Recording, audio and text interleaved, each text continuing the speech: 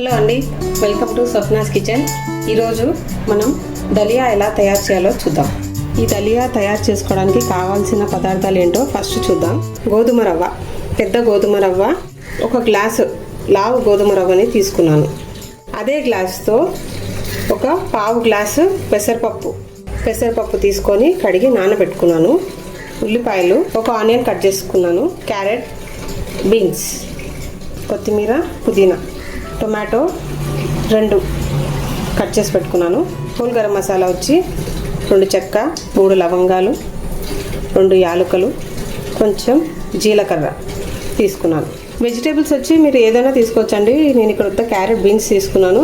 మీరు కావాలంటే బఠానీలు, పచ్చి బఠానీ కానీ కాలీఫ్లవర్ ఏమైనా యాడ్ చేసుకోవచ్చు. ఆలు ఏదైనా యాడ్ చేసుకోవచ్చు. ముందుగా స్టవ్ మీద కుక్కర్ పెట్టుకున్నాను. అందులో ఒక 3 టీ స్పూన్ నూనె వేసుకున్నాను. నూనె వేడయ్యాక మనం హోల్ గరం మసాలా వేసుకోవాలి.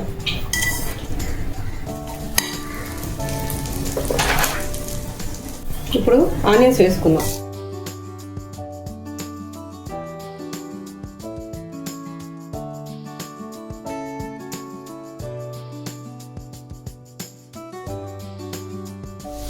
ఇప్పుడు ఆనియన్స్ కొద్దిగా వేగాయి కదా, ఇప్పుడు ఇందులో మనం వెజిటేబుల్స్ యాడ్ చేసుకుందాం.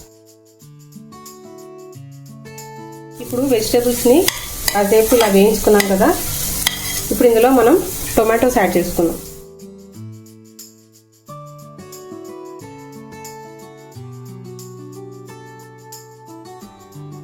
ఇప్పుడు మనం ఇందులో కొద్దిగా పసుపు, కొద్దిగా కారం వేసుకుందాం. కారం ఒక 2 టీ స్పూన్ వేసుకున్నాను.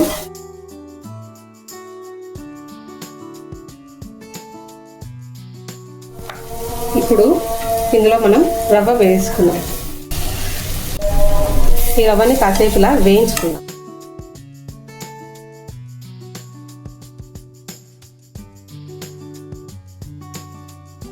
పెసరపప్పును వేసుకుందాం.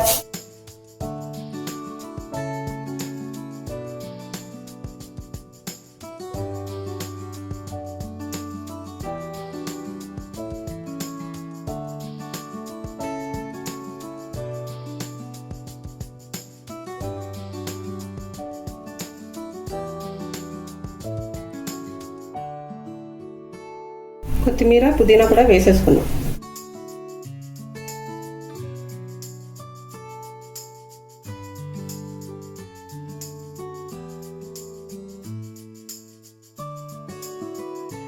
ఏ గ్లాస్తో రవ్వ తీసుకున్నామో అదే గ్లాస్తో ఒక 5 గ్లాసులు వాటర్ పోసుకున్నాం.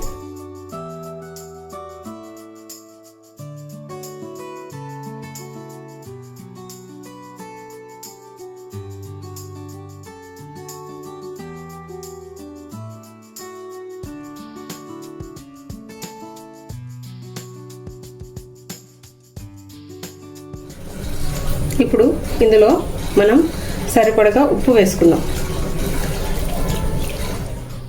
ఇప్పుడు ఒకసారి మొత్తం మనం కలిపి కుక్కర్ మూత పెట్టుకుందాం. కుక్కర్ది మూత పెట్టుకొని ఒక 5 విజిల్స్ వచ్చేంత వరకు దీన్ని ఉడికించుకోవాలి.